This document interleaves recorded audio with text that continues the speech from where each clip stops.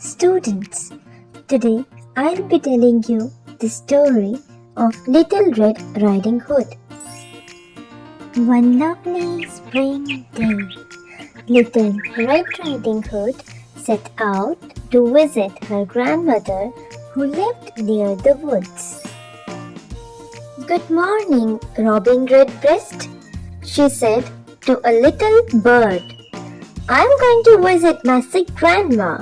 I have freshly baked cookies and medicines for her in my basket." "Oh, Mother told me to go straight to Grandma's house and not to talk to any strangers," she remembered, and she hurried through the woods. Seeing the beautiful wild flowers growing along the mossy path, Little Red Riding Hood thought, "These beautiful flowers will surely make Grandma feel better." So she left the path to pick a bouquet. Suddenly, Little Red Riding Hood heard a twig snap. She turned quickly and came face to face with a wolf. With a snarl, the wolf asked, "Is there something in your basket for me, little girl?" Startled, Little Red Riding Hood replied, "I'm sorry, Wolf. This basket has only cookies and medicines for my sick grandma. I should not be talking to you. I must reach my grandma's home as soon as possible." She gathered her things and hurried down the path. She didn't even turn back to look at the scary wolf. The cunning wolf quickly ran through the woods and reached Grandma's house much before Little Red Riding Hood. He chased the grandma into the closet and locked the door. "That sick old woman is nothing but bones, and I am very hungry. I'll dress up like Grandma and wait for Little Red Riding Hood to arrive," he thought. "If I pull this quilt right up beneath my chin, I'm sure she will believe that I am her sick grandma.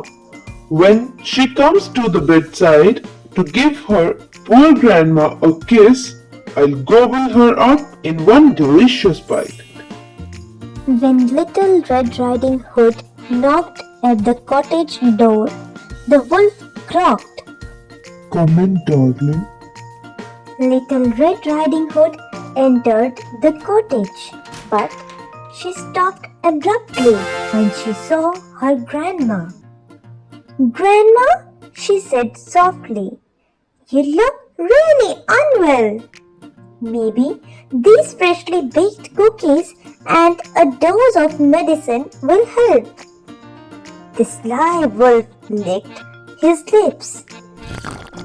"Thank you, dear," he said in a rough voice. "With that hoarse voice, you must have a sore throat," said Little Red Riding Hood. "And with all these blankets, you must be feeling hot." She stepped closer and gasped, "Why, Grandma, what big eyes you have!" "All the better to see you with, my dear," hissed the wolf.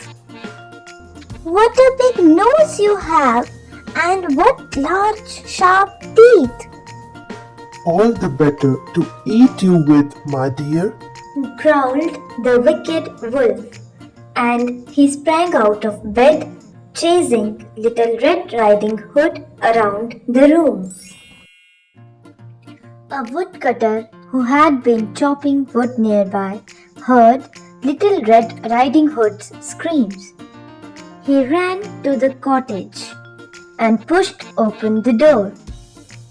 "Don't you dare touch that child," the woodcutter shouted, wildly waving his axe as he chased the wolf. The wolf got frightened. He fled deep into the forest, never to be seen again.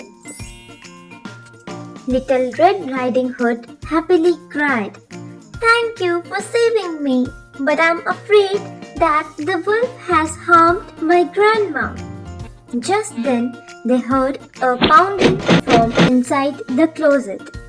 The woodcutter broke the lock and opened the door. Standing there, looking rather confused and tired, was Little Red Riding Hood's grandmother. The woodcutter helped her out of the closet. "You are safe!" Little Red Riding Hood squealed with delight. "We are grateful for your help," Grandma said to the woodcutter as she hugged Little Red Riding Hood. Little Red Riding Hood spent the afternoon with her grandma. They sipped tea and ate cookies. Grandma felt much better. "My dear child, a visit from you is the best medicine for me," said Grandma. As the sun began to set, Little Red Riding Hood kissed her grandma goodbye and ran back home. At home, Little Red Riding Hood cuddled up in her mother's arms and told her about the adventure with the wolf and the brave woodcutter. "I feel so safe in your arms, Mother," said the sleepy child. "I promise never to stray from the path again or speak to strangers." Thanks for watching.